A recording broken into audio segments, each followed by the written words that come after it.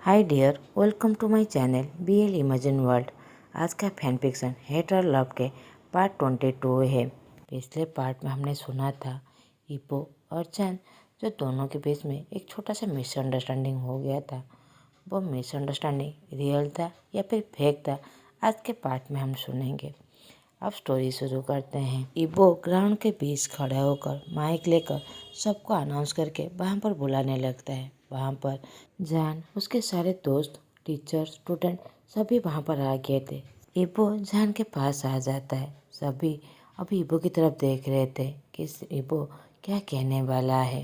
इबो जान के हाथ को पकड़ लेता है। जान कहता है, इबो क्या हुआ है? तुम ग्राउंड के मिडिल में खड़े होकर माइक लेकर इतनी जोर से चिल्ला क्यों रहे थे? इबो जान के सामने नी डाउन हो जाता है और माइक को साइड में रखते हुए जान के हाथ को पकड़ लेता है। जान का हार्ट बीट जब पूरी तरह फास्ट हो गया था, उसे ऐसा लग रहा था कि उसका हार्ट जंप करते हुए चेस्ट से जैसे बाहर निकल ही जाएगा।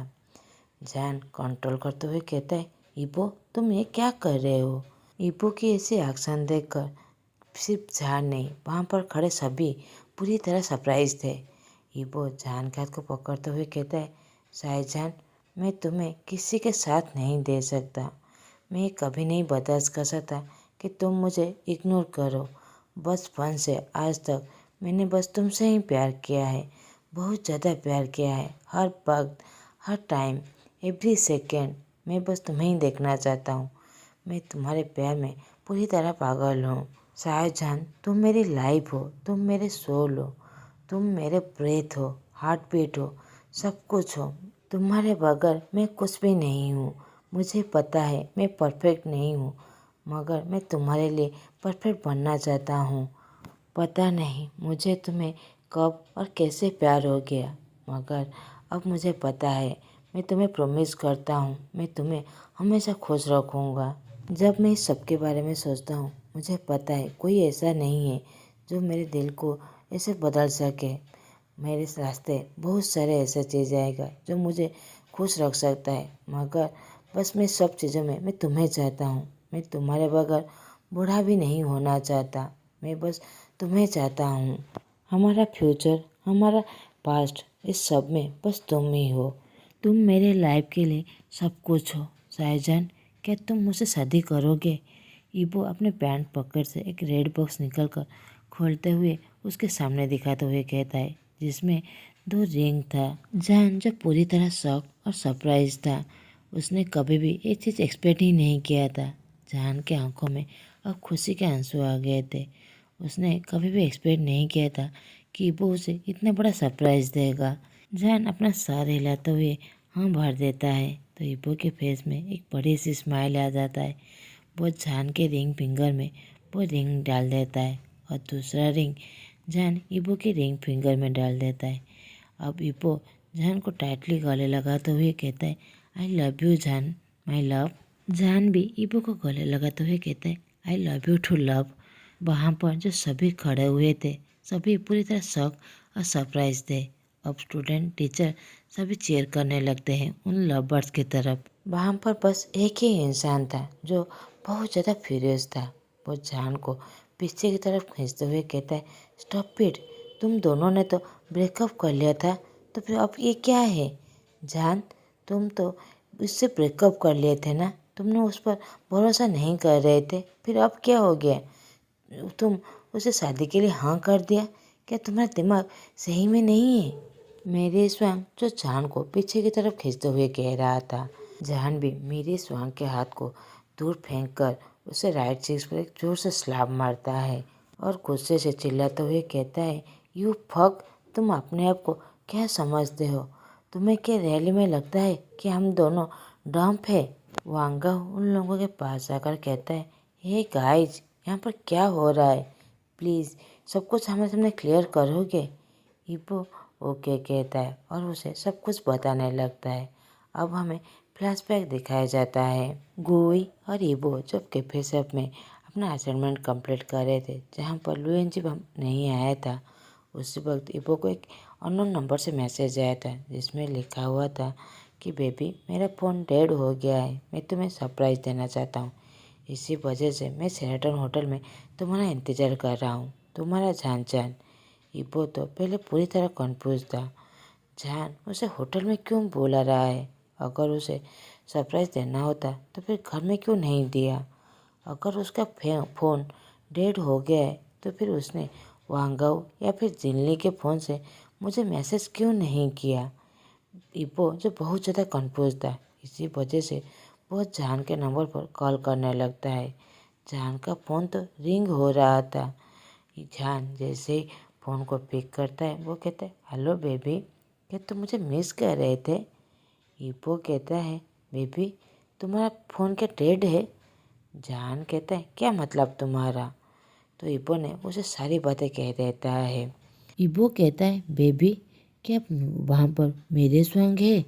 जान कहता है, नहीं वो वॉशरूम के अंदर गया है। तो इब्बो कहता है, जान मुझे लगता है कुछ तो गलत है। जान कहता है, मुझे भी यही लगता है। तुम उस होटल के अंदर जाओ और ऐसे प्रिटेंड करना जैसे तुम इस मैसेज के बारे में कुछ भी नहीं पता है। वहाँ पर जो भी हो रहा है वो तुम्हारे एक्सपेक्टेशन से बहुत ज़्यादा है। मैं अभी आ रहा हूँ। इब्बो सेम टाइम पर होटल पर पहुँच गया था। वो लुएन जी को वहाँ पर देखता है, जो उसने पहले से ही सोचा था।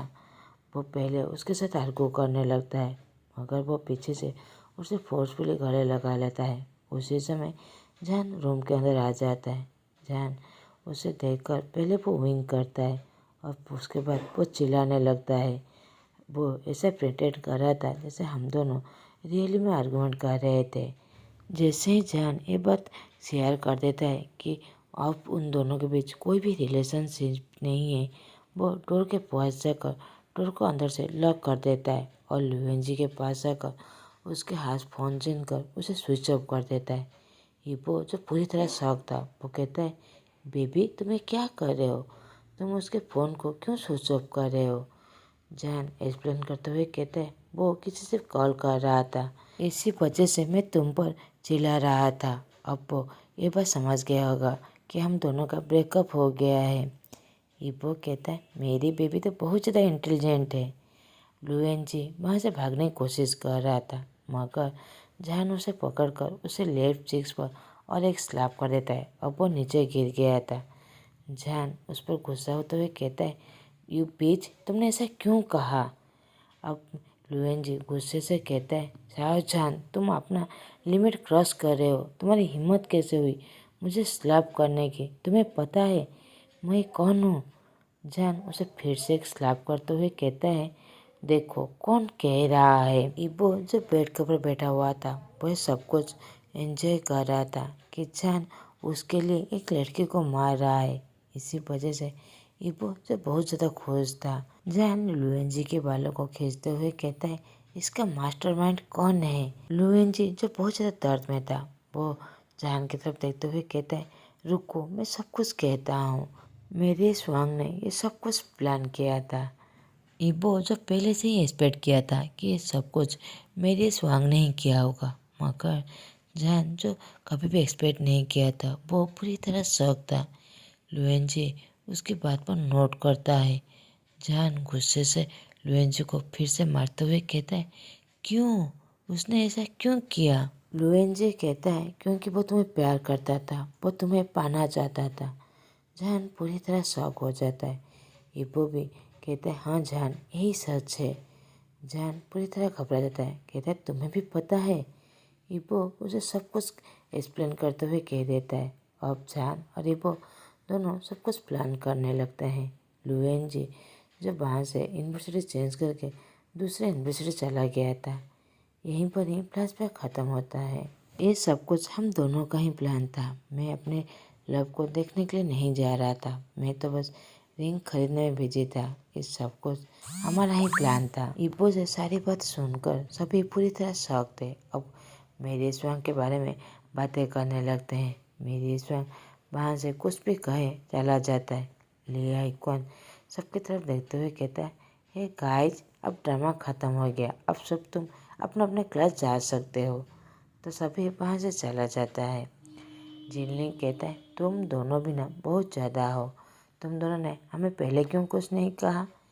इब्बो मुस्कुराते हुए कहता है, अब गुस्सा मत दो, मैं तुम सबको ट्रीट दूंगा। इबो जान के हाथ को पकड़कर सबको एक्सक्यूज कहकर वहाँ से भागकर चले जाते हैं। जान दौड़ते हुए कहता है, इबो तुम ये क्या कर रहे हो, हम लोग दौड़ के कहाँ जा रहे हैं। इबो कहता है, मैं तुम्हें कुछ दिखाना चाहता हूँ। जान अब कुछ भी नहीं कहता। आज वो बहुत ज़्यादा खुश था। कुछ देर बाद इबो और जान के फेवरेट पार्क पर पहुँच जाते हैं, जहाँ पर वो कुछ दिनों बाद आया था। अब वो दोनों एक पेड़ के नीचे आ जाते हैं, जहाँ पर वो दोनों एक दूसरे को कन्फेशन किया था। अब वो दोनों पूरी तरह खुश थे। अब शाम हो गया था।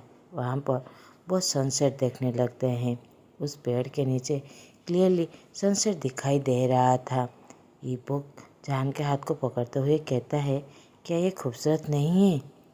जान उसकी तरफ देखकर एक मुस्कान देते हुए कहता है, हाँ ये बहुत ज़्यादा खूबसूरत है। इबो जान को अपने करीब लाकर एक मुस्कान देते हुए कहता है, मैं ये सनसेट देखना चाहता था अपने प्यार के साथ, इसीलिए मैं तुम्हें यहाँ पर लेकर आया हूँ। जान भी एक प्यारी सी मुस्कान देते हुए कहता है, ये बहुत ज़्यादा अच्छा है, I love you so much baby. अब इबो जान की तरफ स्ट्रेटली देखने लगता है, कहता है, जान मैं तुम्हें सॉरी कहना चाहता हूँ। जान भी उसकी बातों पर पूरी तरह सरप्राइज हो जाता है, कहता है, क्यों बेबी। इबो कहता है, आई एम सॉरी बेबी, मैं तुम्हें आज कुछ स्पेशल नहीं कर पाया। मैं तुम्हें बस प्रपोज कर लिया, बस एक रिंग लेकर, मैं और कुछ अरेंजमेंट नहीं कर पाया। I am sorry. जान इबो के फेस पकड़कर कपिंग करते हुए कहता है, इबो क्या तुम पागल हो, ऐसे कोई भी ज़रूरत नहीं है, क्योंकि तुम मेरे साथ हो।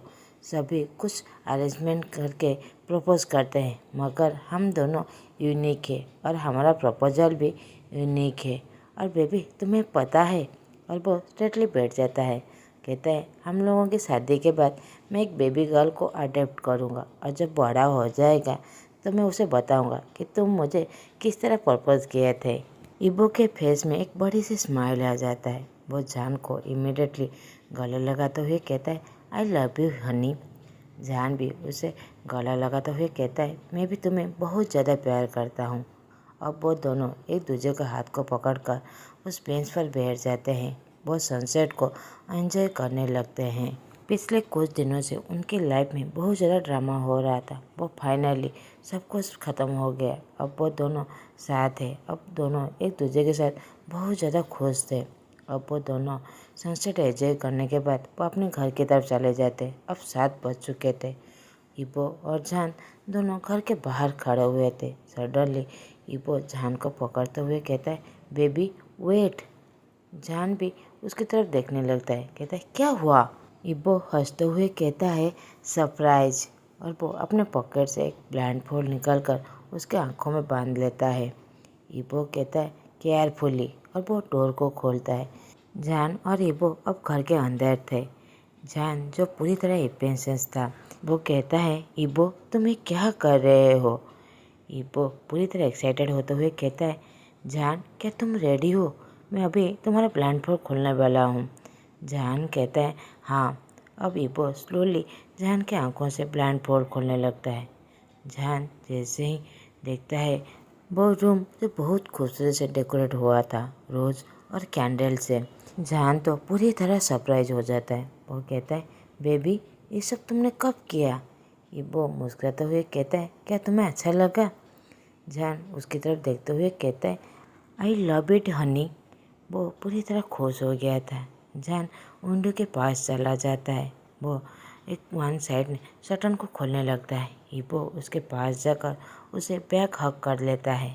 जान इबो की तरफ देखने लगता है। इबो को चांस मिल जाता है। वो उसके शर्ट के अंदर अपने हाथ ले जाता है। जान कहता है, वाह ये सब कुछ बहुत ज़्यादा। वो आगे कुछ कहे, वो उससे पहले अपने आप को कंट्रोल नहीं कर पाता। वो मौन करने लगता है। आज का पार्ट मैं यहीं पर ही ख़त्म करता हूँ। अगली पार्ट इस फैन का लास्ट पार्ट होगा। आप लोगों को मेरा एक एक्सप्रेशन अच्छा लगे तो प्लीज़ लाइक, कमेंट और सब्सक्राइब कर दीजिएगा। Thanks for watching.